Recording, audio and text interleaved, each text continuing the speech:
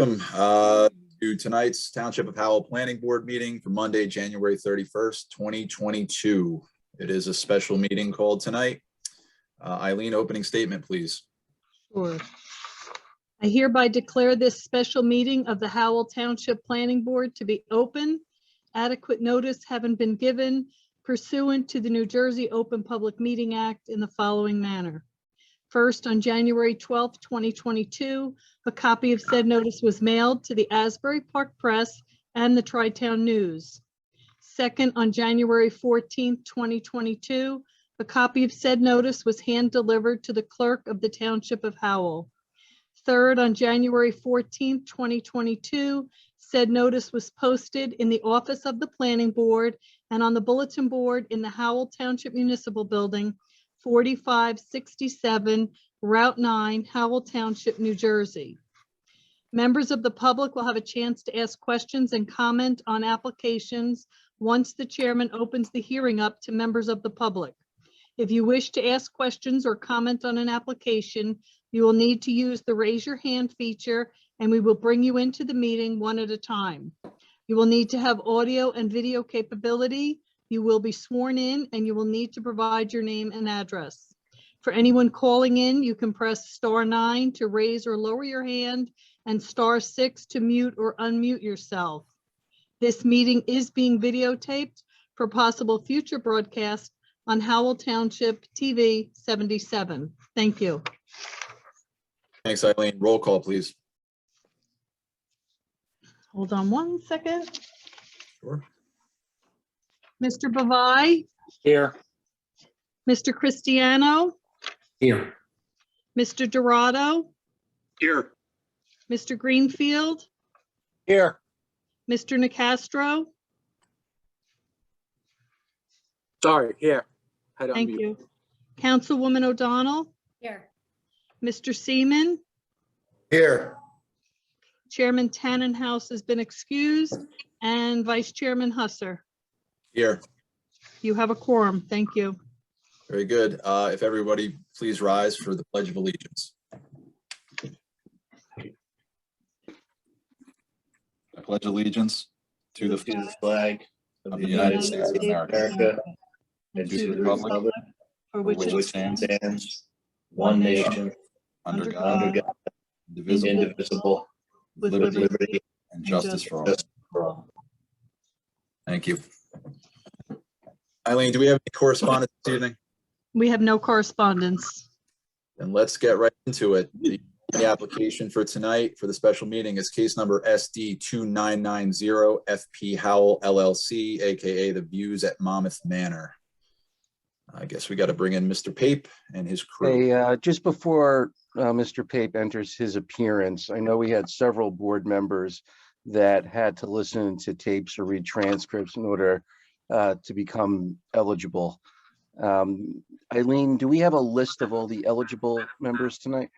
Yes, Mr. Dorado, Mr. Nicastro, Mr. Seaman, and Chairman Husser are all eligible, and Mr. Bavai, Mr. Cristiano, Mr. Greenfield, and Councilwoman O'Donnell all certified. So everyone here tonight, they're all eligible. So everyone is eligible. Yes, All right, and how many, just how many total members do we have? 8, 8, okay, because Mr. Tannenhouse is not here. He would have been the 9th person. that's fine. Okay, so that's fine. We do have a, the reason I ask is under the law, if you're not eligible to vote, you don't get counted towards a quorum. So everyone's eligible, so we do have the quorum. Okay, go ahead, Mr. Chairman. Very good. Mr. Pape, the floor is yours. Thank you. Good evening, all. Good evening, Mr. Chairman, board members, and board professionals. Kenneth Pape with the firm of Heilbrunn Pape on behalf of your applicant, FP Howell LLC. This is an application for preliminary and final site plan of a residential development that is variance-free, that is an element of Howell Township's affordable housing court settlement. This is I believe, the third public hearing. We began the presentation to the planning board on August 31st. We continued the presentation on October 7th, and we were continued administratively to a couple of dates without hearing. and that we appreciate that the board is convening with a special meeting this evening.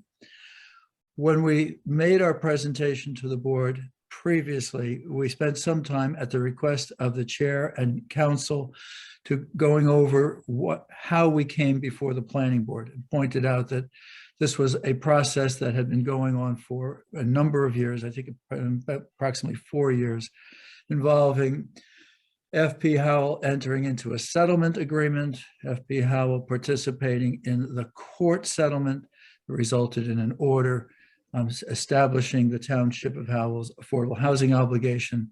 Then the applicant entered into a developer's agreement, and ultimately the township passed ordinances that control the development of this property. And we pointed out that all of that is before us. It happened before we came to the planning board, and that we have an obligation now to the planning board to follow the requirements of the ordinance, to follow the requirements of the settlement agreement that we had entered into and the developer's agreement. And it is and continues to be FP Howell's intention to do so. When we presented the application to the board in August and October, there was testimony presented to the board and examination of the witnesses who testified. This evening, we're returning to what we hope to complete the application and to make an affirmative presentation through Stuart Challoner, the design engineer, on a couple of items that were not complete when we ran out of time on October 7th. The October 7th meeting, somewhere after 10 o'clock, there was actually a comment made that if we had another 15 to 30 minutes, we probably could have concluded, but we had used all the time that was available. The presentation this evening will be by Stuart Challoner. He has been qualified as a professional engineer and a professional planner on the record, and his credentials are part of the record, and he is under oath. Before he begins his testimony, I will remind him that he was placed under oath and continues to be under oath. The points that we wish to make with the board this evening are those that you wish for us to address, but will include a presentation on the stormwater system. You may recall that in October, the last staff report that had been issued by Laura Newman in September had close to 60 comments on stormwater. The current report has one, and that's the result of Mr. Challoner working with Ms. Newman and her staff to address all of the outstanding requirements, and Stuart will testify to that. We also will spend a little bit more time on the Woodlands management and the landscape plan. I'm not sure if we had brought to the board's attention that Ms. Spiro had walked the site with the applicant and the applicant's professionals, physically examined the woodland perimeter of the site, and then we worked with Ms. Spiro to create a landscaping plan. You will hear from Mr. Challoner later this evening that we have a 102-acre parcel. We are clearing just under 3 acres. We are removing a total of 203 trees, and we are planting 350 trees. Mr. Challoner will present that testimony to you. And we also intend to go through with you the status of all the outstanding approvals and permits, and also to spend some time with the board on the applicant's contribution of cash to the township for road improvements.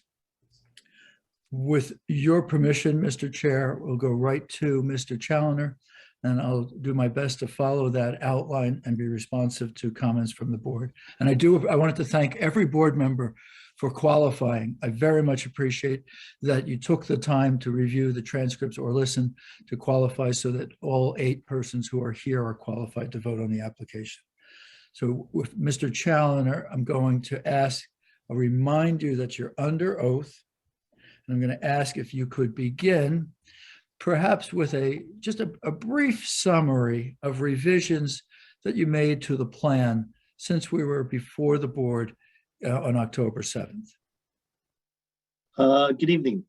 Sure. The plans were mainly revised to change the road improvements on Fort Plains Road. There was originally a 15-foot half width along the length of Fort Plains Road, the front of our property.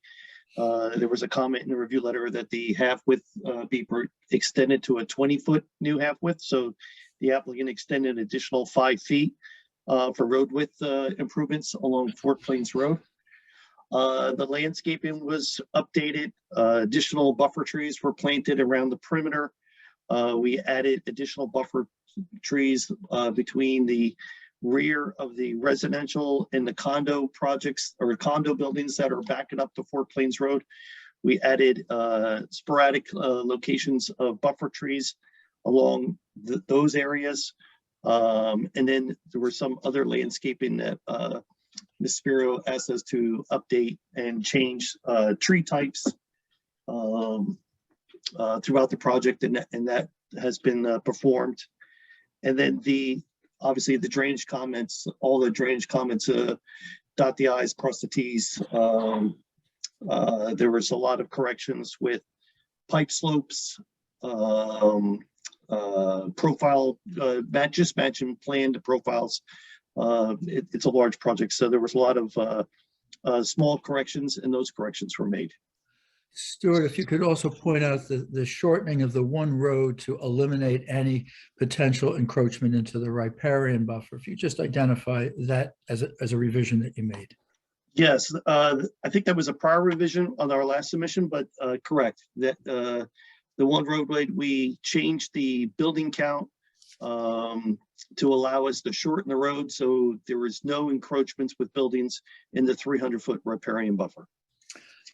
So could you explain to the board, and please, not an engineer to an engineer's explanation, but explain to the board the stormwater system revisions that you made, and if you could place on the record your testimony that the stormwater system is designed to be consistent with the best management practices that were established in March of 2021 by the DEP and adopted by the township.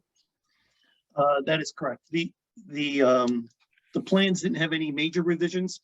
All the drainage revisions were primarily again just cleaning up the plans. The scope of the plan, or the scope of the drainage, is still the same. We are proposing a lined stormwater basin in the middle of the project that will drain towards the wetlands in the back. We are picking up runoff from Fort Plains Road and directing it towards that newly constructed basin. So all the revisions were made to correct their plans to address the comments in the review letters. And again, this project is being reviewed by not only town, the county, the state is also reviewing it to ensure that the drainage system has been designed in accordance with the new stormwater management regulations known as the BMP, Best Management Practice. And Mr. Challoner, this was a revision that was done back before the August meeting, but I think that it's important enough to make it part of the record this evening.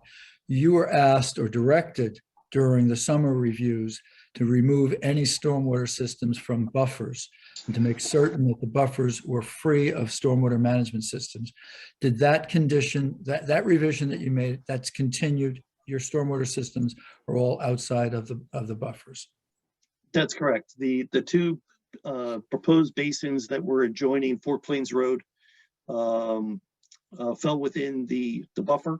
So the applicant removed those basins, redesigned the wet basin in the back to accept that runoff, and it's all being directed to the one large basin. I'm going to ask if we could go to the landscaping. You've indicated to the board that in some detail, revisions that were made to the plan after meeting with Ms. Spiro and in response to comments from Ms. Spiro. I'm going to ask if you could just do a summary of that, and then if you would quantify trees, quantify the area that's being cleared, quantify the trees that are removed, and quantify the trees that are being proposed. Okay. Do you want it just as verbal, or do you want any exhibits? How would you like me? If we could do it with screen sharing so that you have a landscape plan before the board, I think that would be ideal. Is this something that was previously provided to the board? Yes. Yes. Okay. Do you have, Mr. Pate or Mr. Challoner, the list of exhibits? I have Yes. some- Okay, so when you put up whatever you're putting up, if you could just reference the exhibit number when you do that. Well, maybe it may, oh, I have my list. I'm sorry, Ron. I think I have my list. Maybe Ken, do you have a list? I'm scampering, looking for the list. So I and can I'm- send you one real quick if you want. Oh, sure. Yeah. That'd be great. Can I give you, you're gonna have to send it to like a different email address tonight. Okay. Well, I mean, if you don't want to give the email address, we have Mr. Pape's email address and he can forward it to you. I'm that's fine with okay. that. My email address is Okay. fine. It is just us1132@aol.com. And the plan that you're going to present is part of the package of plans that was previously filed and is the landscape plan, the overall landscape plan for the project, Stuart? Yes. Since it was filed, if you wanted to screen share, And I don't Bring see up- you on here. that would Well, work. Try logging in again. Yeah. Can you hold on 1 second? Because Mr. Yeah. Nicastro got knocked off. 1 second. Oh, of course. very fine.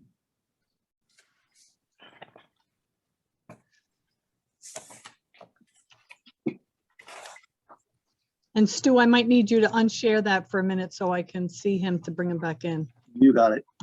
Thank Done. you.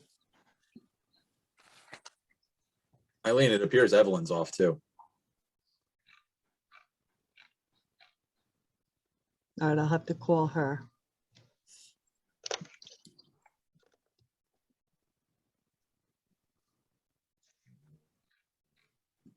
Just while we're waiting, is this A46, the landscape plan dated or last revised 12/15/21? Well, I was gonna bring up the color. We prepared a new color rendering that was submitted last week. That's A49. A49, great. That's,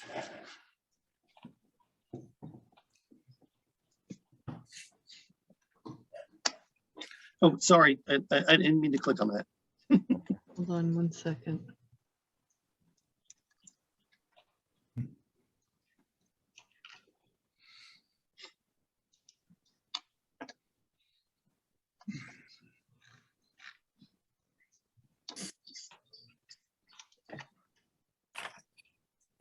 Mr. Chair, I don't know, maybe if you want to take a 5-minute recess while we try and get the board members back. Yeah, let's do that. The Eileen, board's going to take a 5-minute recess. The planning board will now reconvene.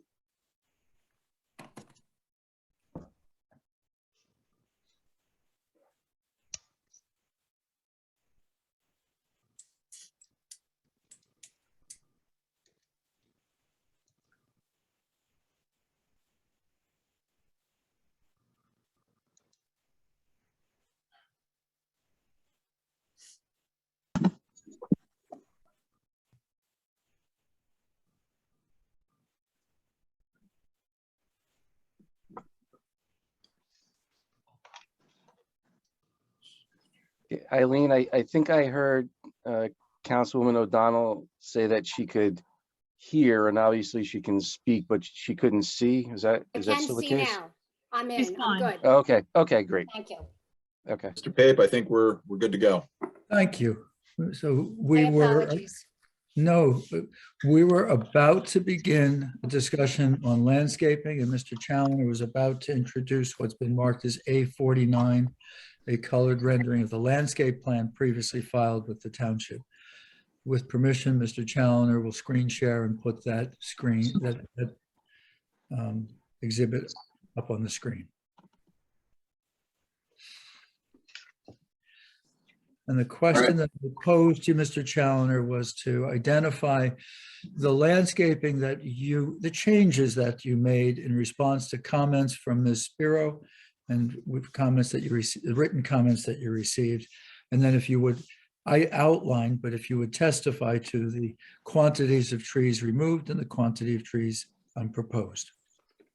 Okay, so the exhibit that's in front of is on the board. Is that visible? I guess it. Yes. Okay. A49. It's a color rendering. It has been updated to show the improvements on Fort Plains Road. It's also added some additional buffer trees. There isn't a pretty substantial buffer tree to the north of the property. There's a hedgerow. We added additional buffers, trees in the 50-foot buffer area. We also added trees all along the buffer trees along Fort Plains, behind the proposed buildings, along that entire length of the roadway. The street trees were already there. The type of street trees were changed. There was a suggestion that they would rather see large grouping of the same types of trees. So that has been amended to the plan. And then the species of trees have been updated per the recommendations of your professionals. So that generally is the changes to the landscaping plan. This is a 102-acre site.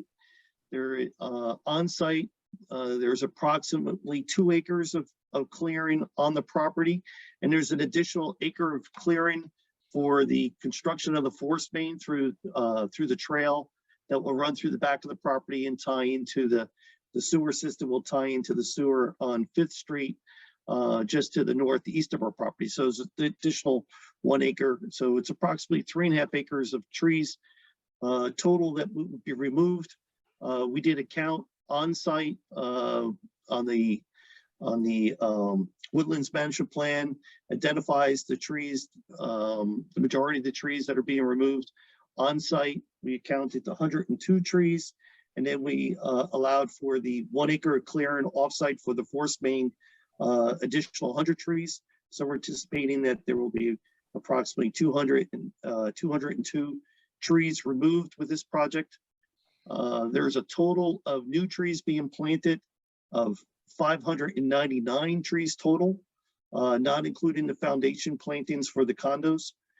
Of those 590 trees, we would anticipate approximately 249 of them will be street trees. So that will leave approximately 350 trees, new shade trees, buffer trees being planted throughout the property. So can I just jump in? Sure. This plan is not impressive, in my opinion. It looks anorexic in the landscaping. I know you want to go for the number, but the buffer plantings are not impressive, in my opinion. Like, it's really unimpressive. I mean, I don't even know what to say about it. Like, if you look at the area that's up against that cul-de-sac that's to the left side of the screen, it's like dot, dot, dot, dot, dot. That's not impressive to me. And then down on the lower part of, like, I don't know what it is going to take to impress upon you guys that this is important. It's not, I'm not impressed. So I mean, the board is going to do what they're going to do, and that's up to them. But I am literally not impressed. So if I may, I appreciate the comment, and I would like an opportunity to hear some further direction. This landscaping plan was created over the past 4 months, responding to comments that we had received from Ms. Spiro, and based on recent reports, we believe that we had achieved that which was required. Do you have suggestions of where additional landscaping would be beneficial?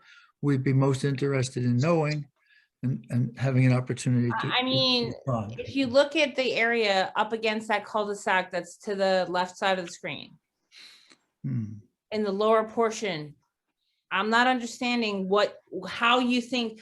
I get that there's landscaping on the adjacent property, but I don't care about that. So I'm not understanding how Oh, separated and apart is gonna do anything. Okay. So Well, I'm not impressed. I mean, I have to say, I'm not impressed. the goal is, the goal is to have a plan that is satisfactory. We had done the field inspection. We had flown drones around the site to get accurate descriptions of the perimeter plantings. And then we had used the field inspection and that drone report to create the plan. If there's additional landscaping required, it's not something that was brought to our attention previously. That doesn't, it's a valid comment. If it is a sincere comment, we'd like an opportunity to work with you to address it. But- I mean, I'm gonna like defer to the board and defer to Shari, but Understood. I'm not thrilled, honestly. Mr. Chairman, may I? Sure, Rob. Is Sherry on? Because I only see the map up. Rob, Yeah, we I'm can't see you. How come? I guess you want me to stop screen sharing? I can. Yeah, because it's screen sharing, so I don't. There's Sherry. Sherry, are you on? Yeah, Sherry, I am on. Sherry, not to belabor this, you had the comments from Jennifer. You had conversations with them. I personally don't think this plan is acceptable either. And they're saying these comments are from you. I don't want to throw anybody under the bus, but you know, with 7:35, we're bringing up landscaping again. So can you opine? Yeah, I mean, I certainly could ask for more. There is room for more. That back area where Jen's talking about, there is an existing mature full white pine buffer over there. So that area isn't as densely treed just because it's you can't see through it, you know, even in the winter. So we added additional trees because originally they wanted no trees there due to the existing buffer. So, you know, I had them space them out farther just to allow these trees, and they're also spruces, not green giants, that will get, you know, much greater in size. Really just to take the place of the pines as they eventually, you know, since they're, I don't know how old, but older than these trees will be. So once they go out, we'll have a new buffer here that's planted. It's also, right now, I mean, the plan shows it's pretty much clear, but it is vegetated with sweet gum saplings. I don't know if you're familiar with how they grow, but they grow so close together you can't walk through them. So they're small now, but that area can be left and allow those sweet gum trees to just fill in along with the spruce trees. So the spruces they're planting are what size? Because they take a while to mature and really fill in. Is it gonna be 3 footers, 4 footers? I don't. No, let me zoom in. I want to say are they 10?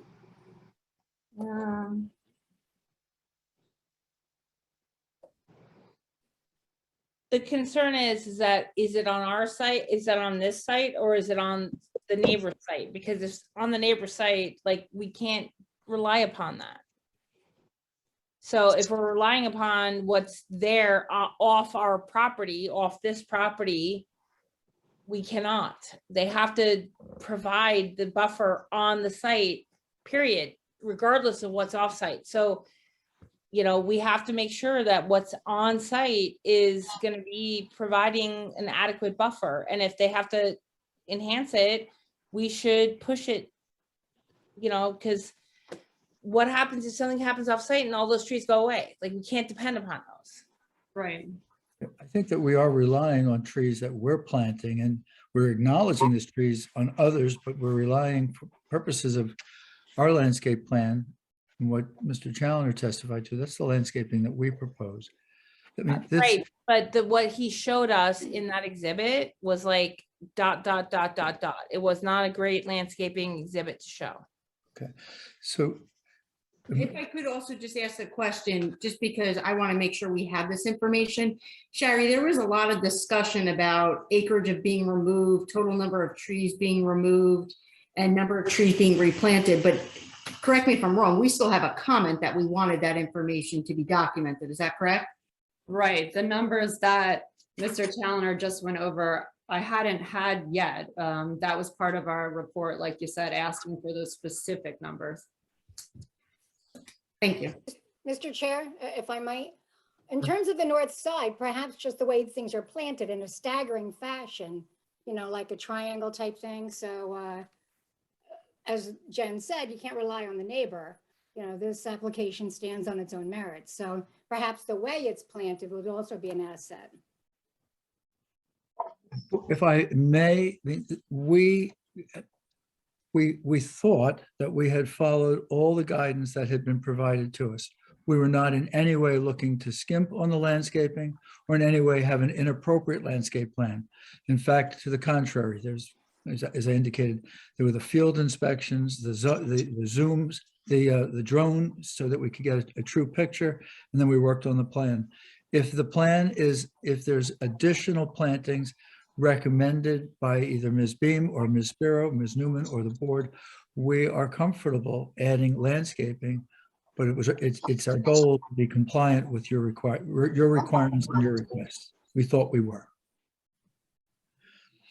So how you would like to move forward on that point, I would defer to the board. We want to deliver a plan that you're pleased with, and we thought we had.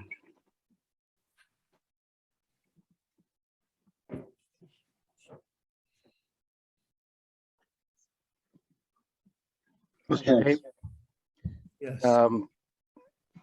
it's certainly up to the board, but, you know, perhaps Mr. Challoner finishing, you know, describing all of the changes that have been made gives the board a little more opportunity to contemplate how they'd wish to move forward, and we can come back to it after Mr. Challoner is finished with his direct. Terrific. Okay, thank you. And perhaps it may be appropriate to have a recess for us to regroup too, but not at this time. I also wanted to talk to the board about lighting. As written in the reports of Ms. Newman, there are no variances associated with this plan. There's a single waiver, and the waiver is a conundrum that I think that this board has had to deal with in the past, and that is you have a lighting standards that create an almost impossible condition to meet. Your roadways are to be illuminated at 0.3 foot candles. Your parking areas are to be illuminated at 0.5 foot candles. And where we have parking areas in roadways, we are illuminating to 0.5, even though they're part of the roads where they're to be 0.3. And what happens is that our overall average lighting is slightly above that which is permitted. And it's our goal to create safe lighting throughout all of the parking areas. So we have a request for a waiver for that condition. And that's my outline of the situation. Mr. Challoner, as the engineer, I'm going to ask if you would testify to the request for the waiver, please. Correct.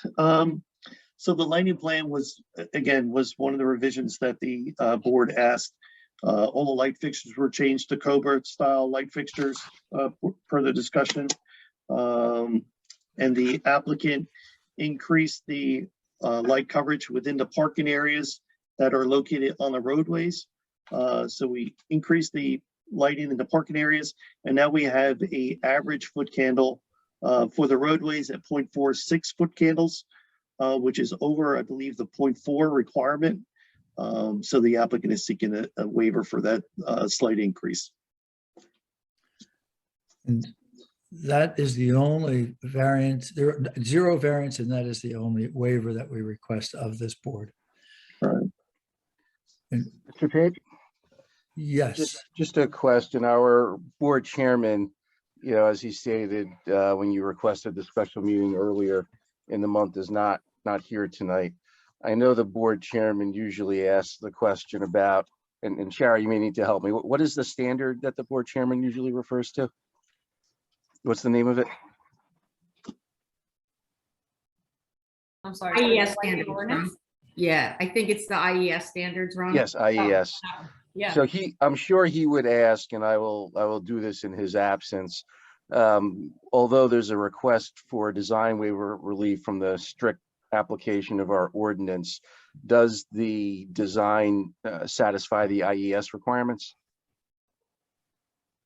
Yeah, I mean, they Oh, no, are. no, I was just asking about IES. I'm asking Mr. Challoner whether it satisfies it. Yes. So, all right, so IES has been satisfied. Yes. Okay. And the reasoning behind the request is your applicant's goal was to create safe lighting throughout all parking areas and to have the minimum lighting that your ordinance permits in those areas. And this is the result. I also wanted to talk about the contribution that our clients are obligated to make to the Township of Howell. In the developers agreement, there's language that requires our clients to expend $800,000. $220,000 is earmarked for purposes of purchasing lots 181 and 182, block 110. And the balance of $580,000 was earmarked for road improvements. The original language recommended that that money be used for intersection of Sunnyside Road and Fort Plains Road improvements. But we do not have any vested interest in where those funds are allocated. To the extent that the township has better use for those funds for road improvements or traffic control improvements, we have no objection at all to the monies being so allocated. That $580,000 will be generated by the applicant. The first 58 COs will require a delivery of a $10,000 check to the township, and it can go into such road improvement programs as the township directs. I know that was. Chairman, if I may, Ken, with all due respect, that's a great lawyer's answer, but at the last meeting, I specifically asked that in your report, drop Nicastro. Oh, Ken, it's Nicastro. Sorry. yes, sir. So I asked in the last report whether in your report, you had mentioned that the applicant was willing to contribute to the traffic light on West Farms and Sunnyside. The $800,000 that the town negotiated, not the planning board, is spoken for. It's for the extra property and the widening of the width. So to say that you have no objection to where the money goes, that money's spoken for. So my question is plain and simple. You had originally said in your report that the applicant was willing to make a fair share off-site improvement contribution to the traffic light. So I'm going to ask it again. Is that going to be something your applicant is willing to do? It's my understanding that the only cash contributions are those that are embodied in the developers agreement, and that for road improvements is limited to the $800,000. So Mr. Nicastro, if the funds cannot be so allocated, then that's the extent that the funds can be made. That there are no additional funds. Amongst the requirements of the settlement, both in the court and in the document, is any and all cost creating ordinances are not that all of the cost enhancing elements of the town's ordinances do not apply to this project. So the $800,000 is the sole contribution. So Ron, Mr. Chair. To you is this. I Rob, understand. So Ron, this agreement was made between the township, had nothing to do with the planning board. Okay, can you hear me now? Yeah, you're going in and out a I'll little speak bit. slow. Ron, there was an agreement made. I don't know why. Can you hear me now? Yes. Clearly, yes. No. Not now. Ron? Yes. Thank you. Ron, there was I think I know what the question is, and agreement here's. made with the township Mhm. and not the planning board. So We were here's. privy to that. Mhm. Go ahead, you know the question. Yeah, so a couple different principles of law that come into play. What binds a land use board and the case law with regard to site plans for planning boards specifically is that we are bound by the township's ordinances. We're governed by the township's ordinances. The courts refer to it as jurisdiction that is, they call it tightly circumscribed. And what that means is our job, not just our job, any planning board's job, is principally to review a plan and determine whether it is consistent with the land use ordinance or whether it is not consistent. And where it is not consistent, whether the applicant has satisfied proofs to be granted relief. Where it is consistent, approvals are required. However, those approvals are subject to reasonable conditions. And reasonable, amongst the conditions that have been deemed reasonable by the courts pursuant to the municipal land use law, are pro rata contributions to things like traffic lights. You can't necessarily compel an applicant to foot the entire bill for a traffic light, but you can condition an approval on a pro rata contribution. Now you have to overlay that general law that's applicable to site plan review with the fact that this is an affordable housing development. There is a separate body of law that meshes with the site plan laws. And what that says is that you can't impose what they call unnecessarily cost generative elements into the approval process for an affordable housing project. Now, this particular project has made its way through the legislative process at least twice that I'm aware of. One was, the initial adoption of the ordinance, an ordinance that was adopted specifically to permit this project at this location. And there was a subsequent amendment to that ordinance, which modified some of the design criteria. Neither of those times did the governing body provide in the ordinance an exemption from making a pro rata contribution. Things like that are often specifically referenced in an ordinance, not simply just in a developer's agreement, but in an ordinance. That was not the case here. Still, because it's affordable housing, you do have to refrain from imposing unnecessarily cost generative elements. Now, what is unnecessarily cost generative? That is the key question. And unnecessarily cost generative generally means something that is imposed on an applicant that makes it more difficult to construct the affordable housing. So here, I have not seen case law that talks about a pro rata contribution to address traffic specifically generated by the project being deemed to be unnecessarily cost generative. I'll give you an example. In some instances, applicants have been required to extend utilities so that others can hook up to it. That's unnecessarily cost generative because it has nothing to do with creating affordable housing, and it's a cost that makes it more difficult. So, that's where you are. It is a condition that, the case law is clear. It's reasonable in the market rate context, and in the unnecessarily cost generative context, there was a decision, or even an oversight. I don't know, but like I said, it went through twice.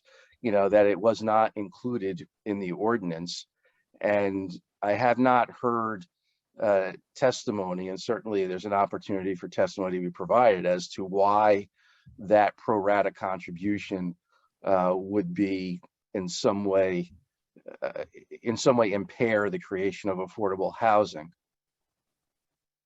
So I don't know if that fully answers the question, Mr. Nicastro, but that's my understanding of how the law would apply to that kind of contribution in this context. It does, and I just want to put it on the record that we were not part of that agreement, because there are always those out there that like to criticize. So I want to make sure that we did ask for the traffic light, a proportion to be contributed, and now it's on the record. Thank you.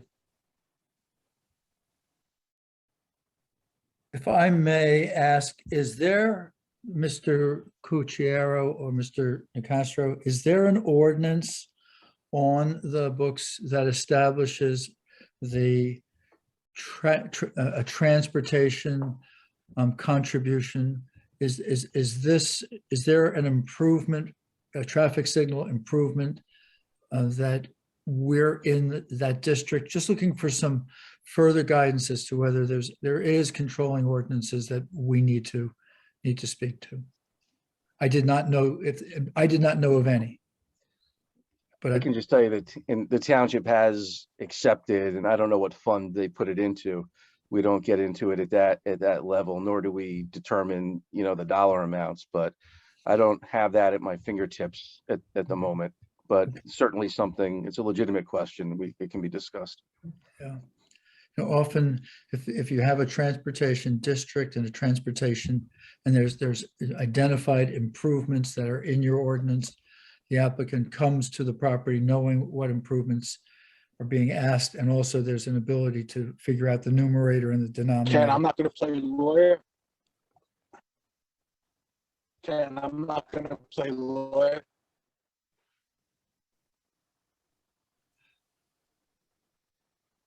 Rob, you're having some technical difficulties. Can you hear me? Nick, can I be heard? In and out. Yeah, you go in and out, Rob. If you can hear me. No?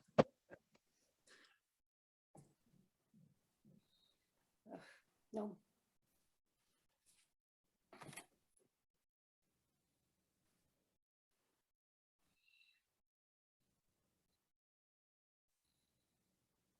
Mr. Pape, we'll just see if Rob can reconnect there for a little bit. Surely. Nick, can I ask a quick question? Yeah, go ahead, Paul. What intersection are we talking about for a light? Are we talking at Fort Plains and Sunnyside? Or are we talking Fort Plains and West Farm Road?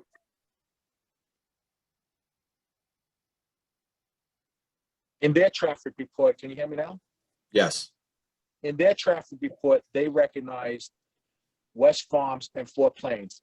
It was your engineer, it was your traffic expert, Ken, that in the report that I read said that they would be contributing to traffic and that the applicant was willing to make a contribution. Not our report, your report. So if you're making that claim, I'm not a lawyer, I just don't understand why you're not living up to that claim. I'm not familiar with our traffic engineer making a statement that we are making contributions to a. Well, let's go to the report, because I'm not a liar. Let's go to the report. Mr. This was also discussed at length, I believe, at the October hearing when your traffic engineer was present. He was specifically questioned as to why this was indicated in a report and then subsequently removed from a report. We spent a decent amount of time on it. I don't believe your traffic engineer was able to even quantify or answer the question as to why it had noted that if they would make a fair share contribution towards a signal if one was warranted, and then the same language was removed in a revised report. My recollection of that is not the same as yours, but perhaps when we'll get to a point where I can take a break and go over this with my client. I'd like to get it resolved with you this evening. Mr. Pape, do you want that right now? Would you like I to? had one other topic that I wanted to address, and with your permission, I would like to do that now, and then we'll ask for that break, Mr. Chair. Sure. And that is just to share with you what other approvals and permits the applicant requires and what the applicant has done to date. And I'll begin with the County Planning Board. We do have a preliminary approval. We will be returning to the county when these plans are approved to request final approval. We have our freehold soil conservation certification. There's also a subcategory in freehold soil called the 5G3 permit, and we have that. We have been working on the wastewater amendment. The township signed that application for us some time ago, and we have been proceeding through all the governmental agencies, the county agencies, Manasquan River Regional Sewerage Authority, and the state. And we are just about the end of that process. When that wastewater management permit is issued, we'll then promptly go down to the state for the treatment works approval for the sewer line. The water is provided by a private company, New Jersey American Water. It's not a permitting process. There's an application made, and then we'll enter into a contract with them to bring water to the site. We have made all the necessary applications to the New Jersey Department of Environmental Protection for our flood hazard and wetland permits. They're all pending. We made application to the health department. The health department inspected the removal of the septic system and well from the main property, and that certification is in the town's possession. We have the obligation to remove the septic system and well from the small residence that we'll be purchasing later this spring. And that when we are the owners of that property, we'll do the same septic and well removal. Mr. Challoner, I believe that I went through all of the approvals and permits that this applicant requires and shared with the board the status on all. Is that correct? That is correct. Yes. So, and I think that it's a very accurate statement to say that your applicant has diligently identified and worked on all of the applications, as well as working on this application with the township. Yes. Mr. Chair, at this point, Mr. Challoner is available for any further examination if the board wishes. If not, I would ask if we could take a 10-minute recess where I can discuss matters with my client. Thank you, Mr. Pape. Just before you do, if anybody on the board has any questions for the testimony that was discussed by Mr. Challoner thus far, I think now would be a good time to chime in. I do have one question. Sure, Joe. 1/15/2021 Dynamic Traffic performed a traffic study. I just wanted to ask if since then, has there been any projects or significant impacts that have changed Dynamics study? So is that Mr. Cristiano? Is that the Yes. question? Is there, are there any new developments along the routes? Yes, I would like to ask, maybe the engineers would know this, or I think that, I mean, I don't want to defer, but we do not know of any. I would look to your professionals who might have a more complete knowledge of the projects that are working their way through the process, but we do not know of any changes in the development along the routes that our traffic would travel. I would concur with that, Mr. Cristiano. And the other thing that they do in these reports is they put a build analysis in. So they do take into account some level of growth. So no, they haven't done updated counts. A lot of the projects that we've seen in that area were already approved. So they were already included within the traffic study.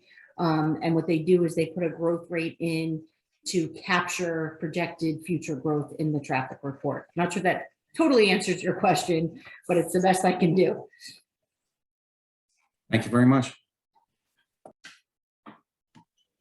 I just had one question. Do any of the proposed building basements?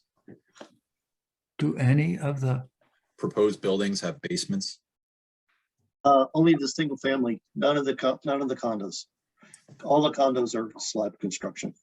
I was just a little curious. I think it was Laura's comment about the additional soil borings to determine the seasonal high water table across the site.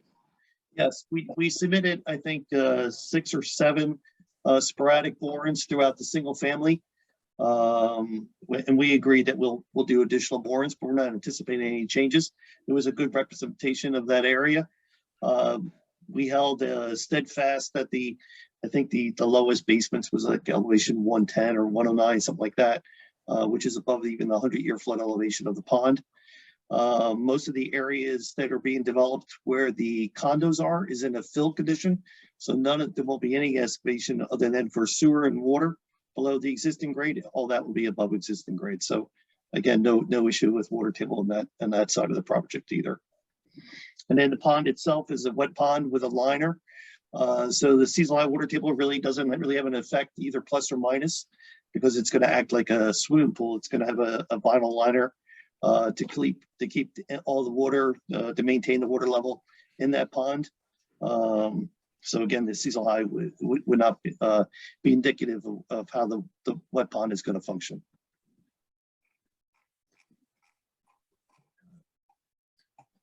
I had a quick question on the pond as well. Sure. Prior testimony, you said you're not going to have an aeration system in the pond, right? That was our testimony, but we have since caved in and it has aeration system. What about the plan for when it has to be dredged? Dredged. You mean if it gets silted up, the applicant will be required to drain it and they'll muck it out. Even beyond that, Mr. Dorado, one, it's a privately owned facility, so they are responsible for the ongoing maintenance. However, the state has pretty strict guidelines as to inspection requirements that are required to make sure that the basins are functioning. There's reporting that needs to be maintained even when they're private facilities to ensure that that's done. But it would be on the, I'm assuming, association to maintain the basin. And that's one of my concerns, just because I have some experience with that. We had to set aside a few $100,000 for that as a set aside from the beginning, and we had one HOA here. This one has two, I believe. One that's going to be supported by the affordable housing element. So I get a little concerned because it's such a big expense. If that's not done, if there's an issue with the HOA, then that falls on the responsibility of the town. And No, it doesn't. No, No. no, it No. does not. Just because this is an affordable housing project in our plan doesn't mean the town is obligated to do anything beyond zone for it and provide the opportunity. They're obligated to maintain and deal with whatever issues occur. Yeah. So if I may speak to it, there's a homeowners association and a condominium owners association, and they will both be responsible for contributing to the basin. All of the residential units will be contributing. The affordable are for sale units. They'll be contributing. And the association has the primary responsibility. They have an obligation to the town. They also have the obligation to the state. It's memorialized in the homeowners association documents. In the very unlikely event that there's ever an expense that the township incurs for basin maintenance, if they did an emergency repair, they have the legal right to create a tax that is then the obligation of the association members. So it never goes to the town. In years past, I remember doing associations in the 80s and the 90s, and all of these elements were not present, and the state's monitoring of basins was not present, but it's all there today. Okay, thank you. Thank you for the opportunity. All right, one last thing before you boogie. We're going to address Ms. Beam's concern and some of the other board members' concern about the buffer. We're going to see it a little more dense, I think, right? Mr. I would like that. I would like that. Yes. I'll discuss it during our recess. Yeah, a denser buffer would probably, will most likely really be a much better way to go. Understood. It was and remains our goal to do that which is satisfactory. We thought we had. Clearly that there's other opinions. Thank you. Surely. Any other questions? Jen, Sherry, Laura, you guys have anything? None from me. Nick, I might have one for you, actually. Go ahead, Jen. As the environmental liaison. In the exhibits document that was supplied to us, I noticed a couple of comments from the Environmental Commission. I just want to see if you guys have got answers. One was that you wanted a full species report, not a partial. And also you were asking about Woodlands management report. Yeah, I think the Woodlands management kind of is what's going to be discussed with Mr. Pape and his team, and the endangered species report, I'm assuming we got a partial one, Ken. We gave you the whole thing. Yeah, I mean, we didn't have the whole thing, which I'm sure you have somewhere. Sure. Yeah. Take a look at that. Mr. Chairman, today I saw the January 12th comment. As you're aware, I think I went to the Environmental Commission on this project Yes. 3 times. And the last time I was there in the fall, there was a letter issued indicating there were no further comments. So Right. this one, there's no issue providing you with, there is a Yeah, wood that's fine. plan. We'll provide them. Yep. It's our goal. We thought we had. Okay, if further comments or questions? If we could, my watch says it's 9 after 8. Is that watch? Perhaps come back at 8:20, give us an opportunity to have a chat. Sounds good. Okay, thank you very much. We'll be back shortly. Eileen, we're going to come back at 8:20. Okay, the board will take a short recess. They'll be back at 8:20. Thank you. The planning board will now reconvene.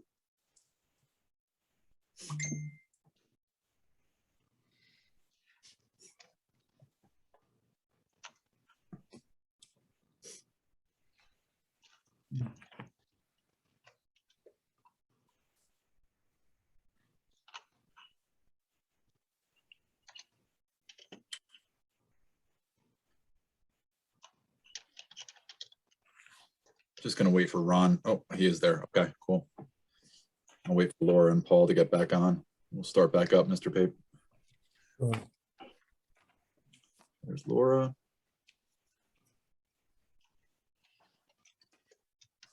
Ron's there. And there's Paul.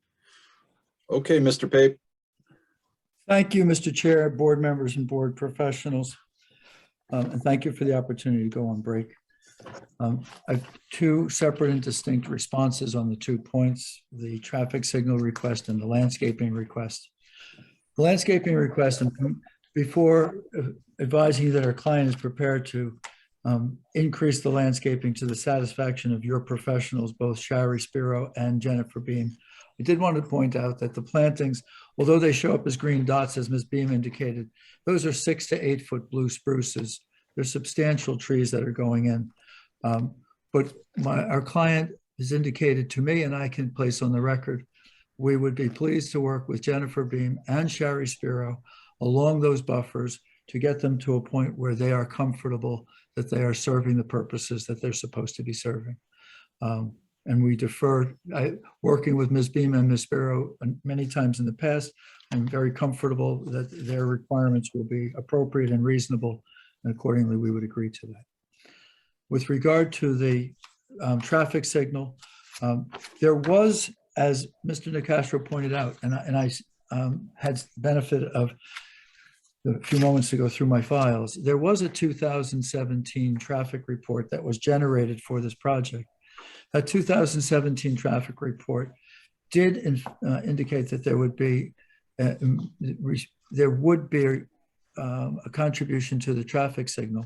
In 2019, the town and the applicant, 2 years after that report was drafted, entered into an agreement, and the agreement included specific language about road improvements and off-site road improvements. The language is pretty complete. It appears in the developer's agreement dated September 5th, 2019, under the category of off-site contribution. And it indicates that the $800,000 contribution is the total contribution for road improvements that is required of this applicant. And for that reason, we are not willing to make any further contributions. That contribution is a very substantial one and is does provide for considerable funds for road improvements as well as land for road improvements that our client is purchasing. So understand the request, see that in the 2017 report, before we entered into the 2019 developers agreement, it was discussed, but because of the 2019 agreement and the substantial cash contribution, no further cash contribution is offered. I hope that those were, I don't know if those were the answers people wanted Can you to hear. put on the record who you dealt with in the town? I was not involved in. Chairman, can we get on the record? I can tell you who signed the agreement. I was not the negotiator of the agreement, Mr. Who on the Nicastro. town negotiated it? I do not know who negotiated it, Mr. Nicastro, and I wasn't part of the negotiations. And Scott Caruso's brother, John, who is deceased, was the person who signed on behalf of FP Howell, and the township manager, Brian, helped me pronounce Giagogan. Gagan. Oh, Mr. Gagan signed on behalf of the town. And Mr. Andy Bayer, Esquire, was the attorney who was the negotiator on behalf of the town. And that's the only information that I have, Mr. Nicastro. I have a question. Would we have knowledge of the 2017 agreement, the money? How much was allocated for road improvements? Or what was the sum at that point in time? Well, in 2017, there was no quantification. There was a report. Okay. And then there was, and after it was a report that was generated by our client prior to the application being filed with the planning board. We entered into the agreement with the town, the developers agreement that quantified the $800,000 on September 5th, 2019. And this application is before you followed. I understand. I'm relatively certain that another builder's agreement in the future for any application will be looked at with very strict eyes. Because it's disappointing that we don't have anything directly allocated toward a traffic light. So it is a disappointment to me. And understood, I mean, from the applicant's perspective, $800,000 is a very substantial check to write for road improvements that are off track. For my experience with traffic signals, and I'm just an attorney, I don't design them, is somewhere between $250,000 and $300,000. One of the projects that was not. I'm sorry. Mr. Pape, I understand your position solely, and I'm sure you can appreciate mine. Yes, we do. And you know, negotiated in very good faith, large numbers contributed. In fact, Okay, with all due respect. Rob, again, you're going in and out. You know, this was not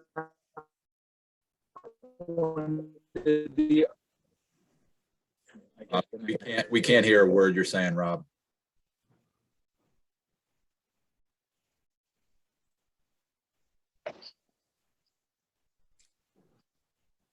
Must be difficult deciphering that as a court reporter. I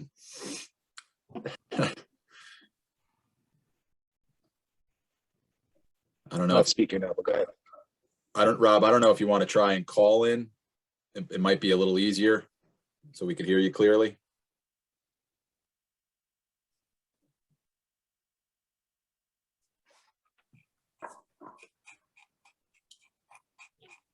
I could shoot you a text with the number or email you.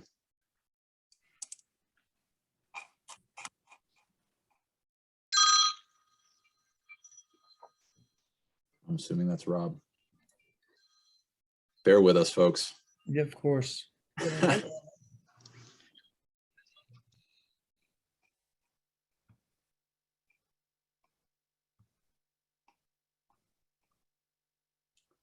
Well, in the meantime, I guess I have a question. Ron, I guess it's directed to you because it seems like we had this issue the last planning board meeting where I think we ended up deciding that it was going to be on the board professionals to come up with the final review of a plan. So is this going to get to a point if we do move forward with this application that a revised landscaping plan is going to be on the board professionals and that the board itself will not have a chance to review it?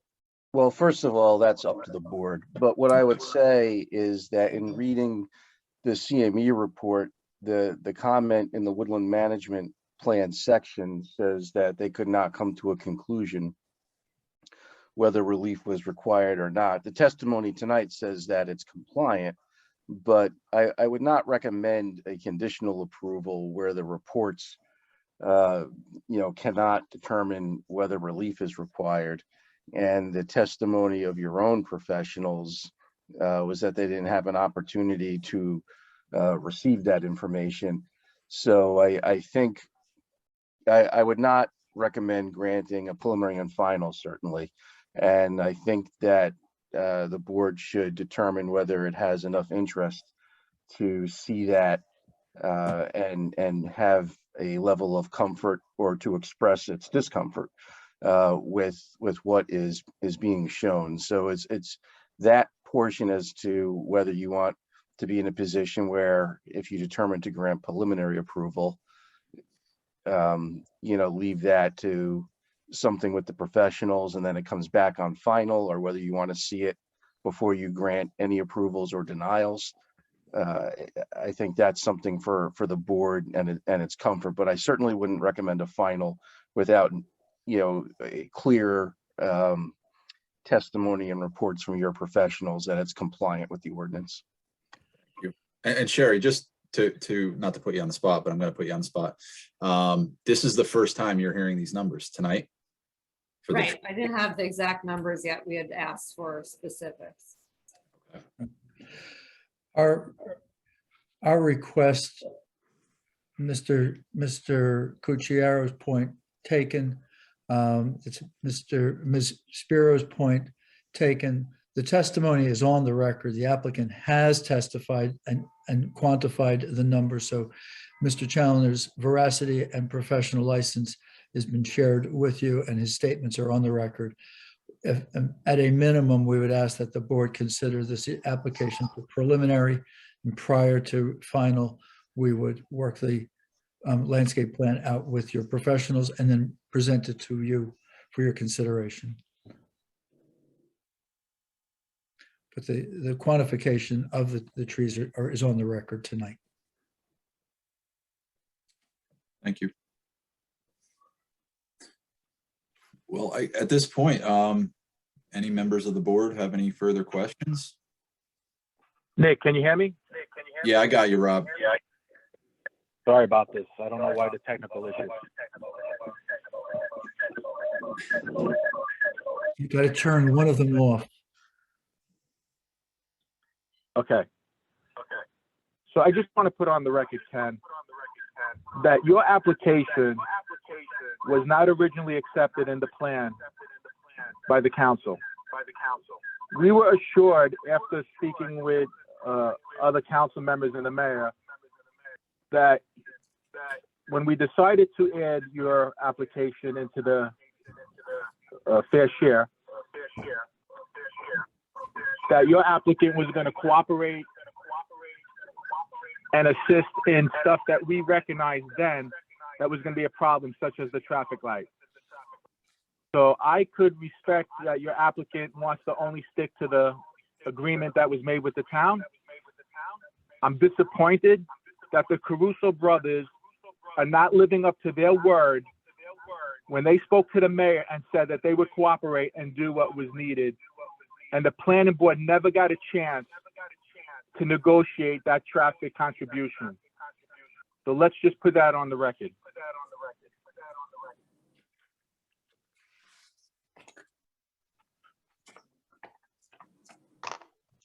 And you're, Mr. Nicastro, I don't know the perspective that I do not know the perspective that you have. And I'm certain as a council person, your knowledge and perspective was different than that which the applicant had. The applicant made a pledge to cooperate, and when requested to buy land and to make a contribution, accepted the numbers that were placed before him without negotiation. And that's the agreement that we've entered into. So similar to the landscaping, we thought that we had done that which was requested of us. The landscaping, we're going further. On the road improvements, our client did what he believed was asked of him. It is very substantial. It's a very substantial part of the expense. He'll stand by it, just not looking to reopen it. I appreciate your perspective. Any other questions? Yes, Yeah, go ahead, Council. yes. Mr. Pape, are you suggesting that this could be reopened for negotiation? No, no, Councilwoman, no.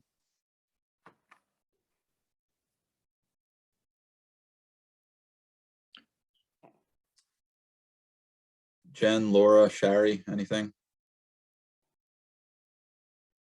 Nothing for me. Nothing on my end. Mr. Pape, any further comment? Before this evening concludes, Mr. Chair, the applicant would appreciate the opportunity to sum, and that is the applicant's direct presentation made to the board on August 31st, October 7th, and this evening represents the applicant's full direct presentation to the board. Thank you. Thank you. So, Mr. Pape, just to, and I apologize, I was trying to multitask and do legal research on the traffic issue and try to listen, and I didn't do either of them as well as I wanted to. Were you saying with regard to I heard you say that the applicant wished to work with the board's professionals, and I answered the question with regard to how that could happen. What is the applicant? I mean, I'm sure the applicant would prefer a vote tonight, but was that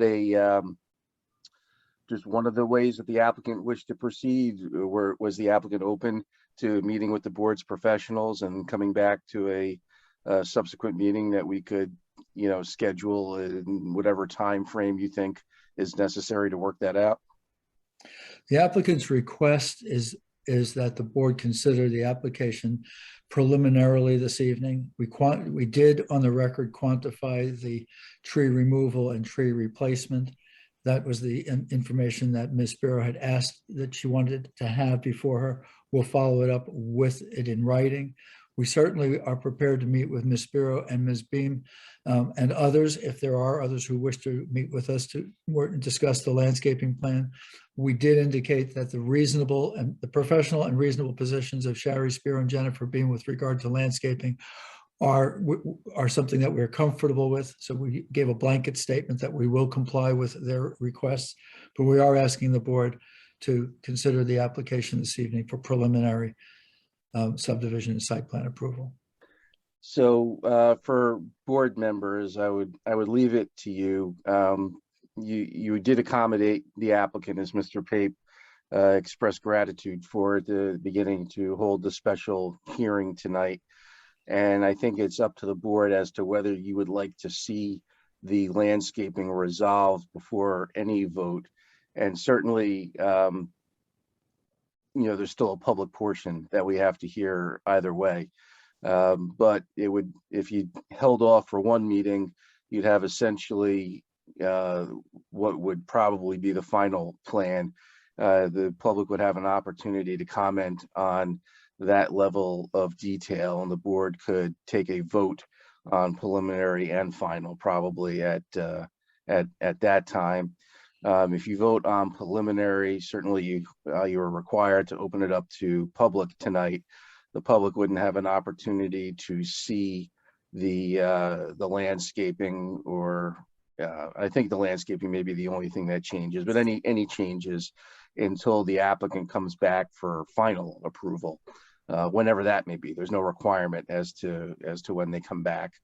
So if there's a desire to engage the public in a more substantive and more complete way earlier on, then that would be to carry the meeting and have basically, that last element resolved.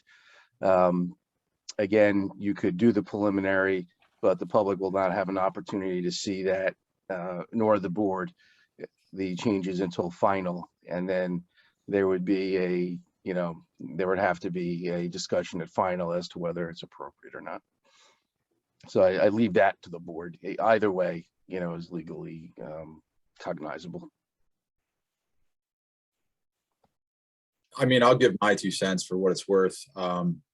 I would certainly like Jen and Sherry to meet with the applicant. And I think it's only fair that the public see a full application as for what it's worth, so they can see it and we can see it as well. Like you mentioned, I understand that Mr. Challoner put his numbers on the record. However, you know, I would personally like to see it. That's where I'm going, and I think the public should see it as well. I would concur, Mr. Chair. I think my comfort level would be satisfied if we postpone this for another meeting. Any other members? Yeah, I agree with you, Nick. I agree.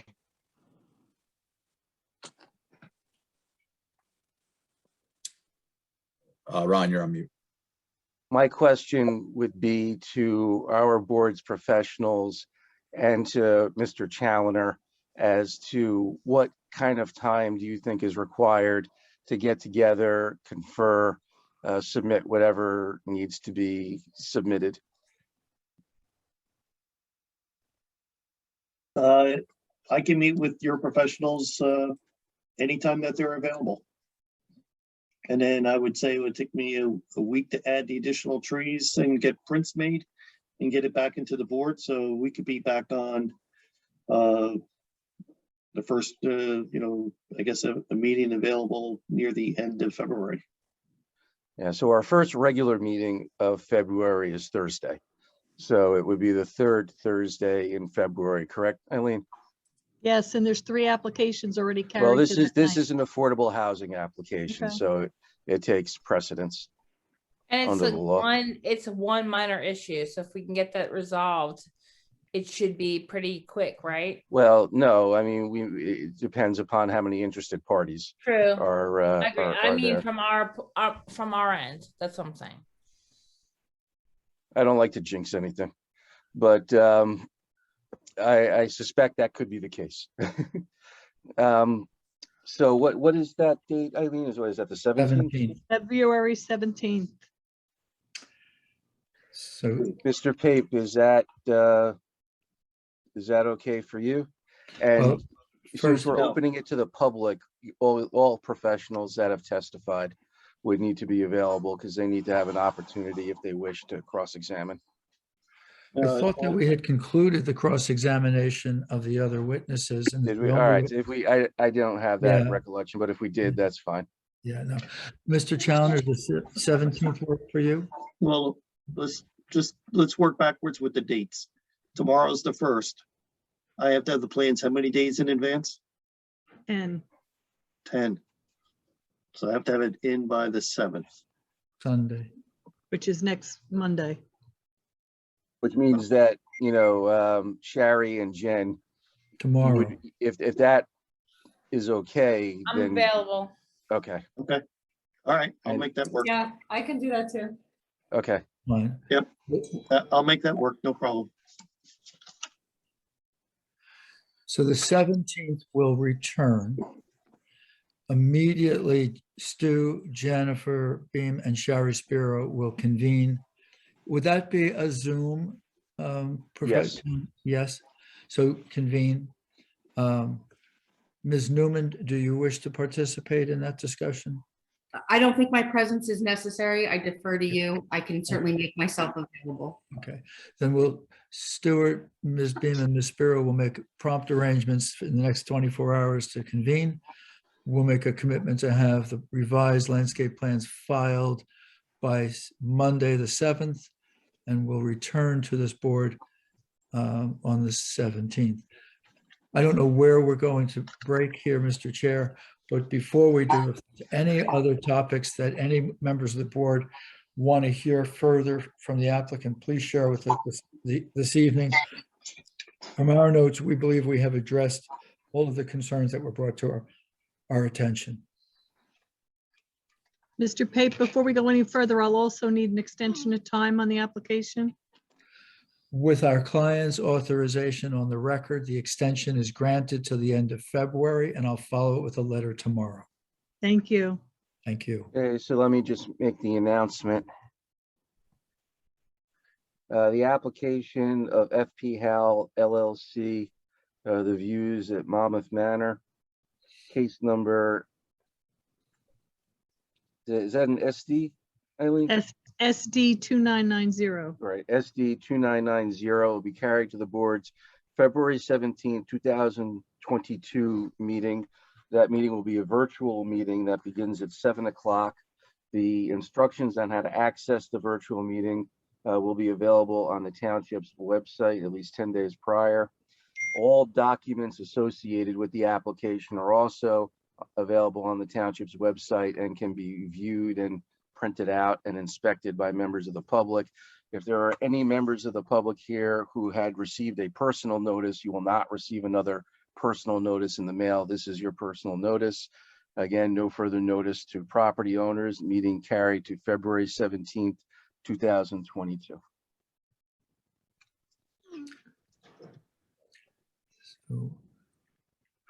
So I'm looking to you, Mr. Chair. Does that conclude this evening's presentation to the board? I So Ron, think that, there's someone in the public that has their hand raised. I don't know if you want to. It's not the public is not open at this That's time. the court reporter. Okay, Now there's two Well, people. there is somebody else now, but they're not opening it to the public. we'll have the final plan on the 17th.